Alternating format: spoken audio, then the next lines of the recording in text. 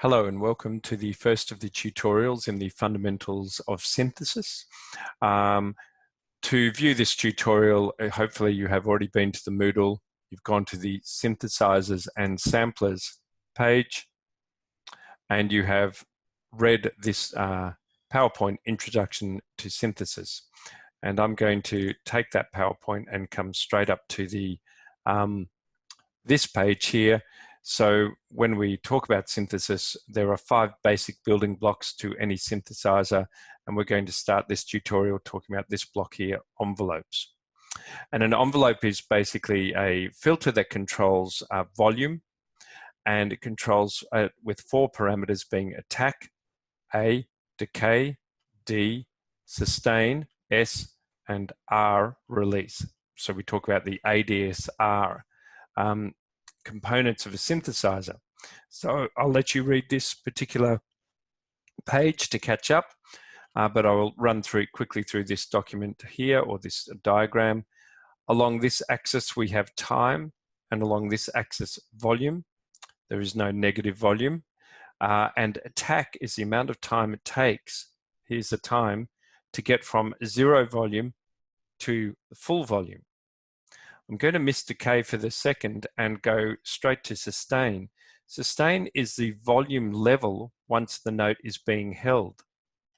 And then decay, if I go back a step, is the amount of time it takes to go from the full volume reached at the peak of the attack down to the sustain volume. And finally, I'm sorry about that little noise, I don't know where that comes from. Finally, we have release, which is what happens when I let go of the piano key and the note releases.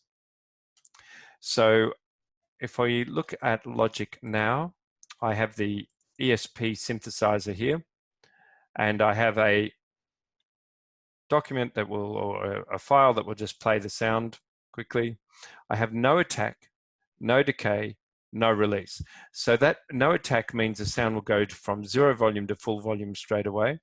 No release means as soon as the sound is finished, then it will cut off straight away, and sustain is the volume of the held note. Let's have a listen. Now, if I take the attack,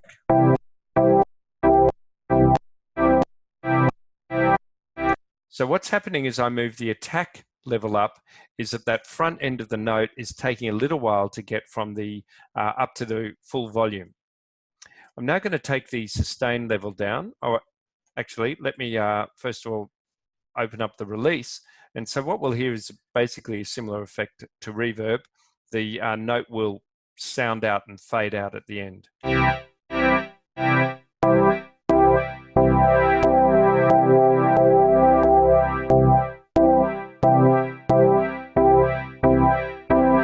Now I'm going to bring the sustain level down so that we can hear the effect of the attack.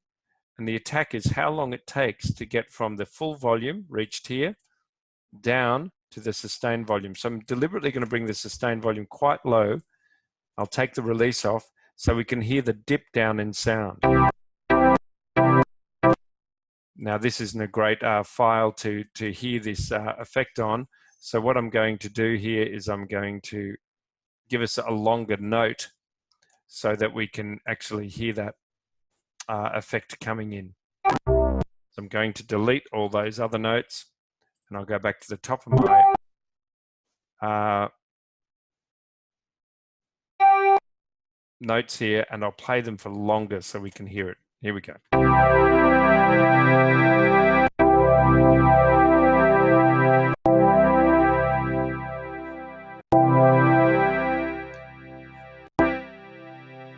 So as I bring the decay down, you can hear it peaks very quickly and very quickly goes down to this level. There it is. You can really hear the dip right there.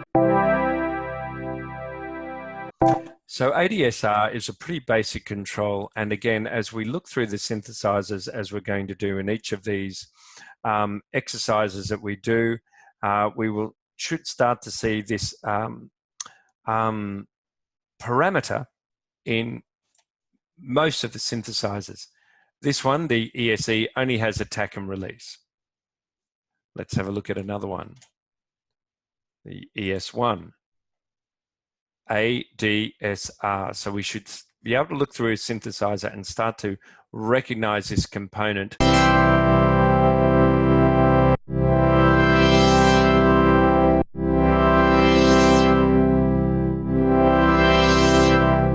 And see what it does to the sound, or hear what it does to the sound, more importantly. Let's have a look at just one more. This is a slightly more complicated synthesizer, which has a number of oscillators, which is the next tutorial. But we can see here is the ADSR function here, ADSR, and it also contains another function there, a velocity function, which is to do with how that ADSR acts according to the velocity with which I play the note. So that's the end of our first tutorial in synthesis, and we will see you for the next one.